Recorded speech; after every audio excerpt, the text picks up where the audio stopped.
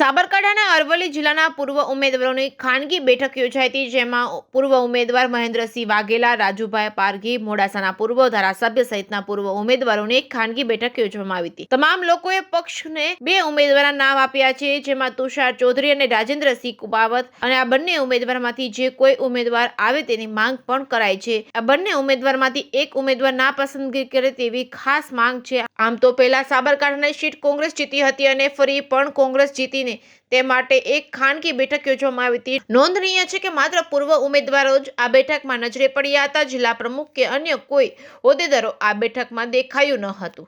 જેકેએસ news Gujarati સાથે અશોક નાઈ, સાબરકાંઠા.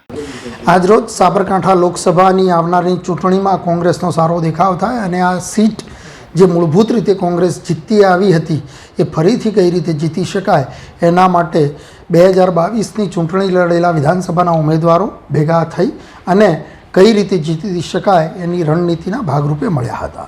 ખાસ કરીને કયા કયા મુદ્દાઓને લઈને ચર્ચા કરવામાં આવી હતી? મૂળ મુદ્દાઓ કયો ઉમેદવાર જીતી શકે અને કોણ લોકોમાં પ્રજામાં પ્રિય છે, એમાં સર્વાનુમતે અમે બે નામ નક્કી કરેલા છે કે ખેડબ્રહ્મા ધારાસભ્ય શ્રી તુષારભાઈ ચૌધરી અને પૂર્વ જિલ્લા પંચાયત પ્રમુખ રાજેન્દ્રસિંહ કુંપાવત, આ બંનેમાંથી કોઈ ઉમેદવારને ટિકિટ આપવામાં આવે તો એના માટે તન મન ધનથી કોંગ્રેસના તમામ જવાબદાર આગેવાનો કામ કરશે એવું સર્વાનુમતે અમે લોકોએ નક્કી કર્યું. જો મોવડી મંડળ દ્વારા ટિકિટ ના આપવામાં આવે તો કઈ પ્રકારની રણનીતિ રહેશે આપની?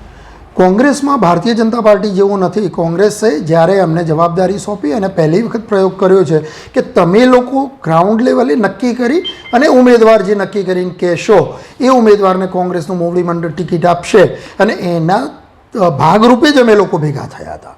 પણ કદાચ ના આપવામાં આવે તો કોંગ્રેસનો સિમ્બોલ લઈને જે આવે એ અમારો ઉમેદવાર હશે.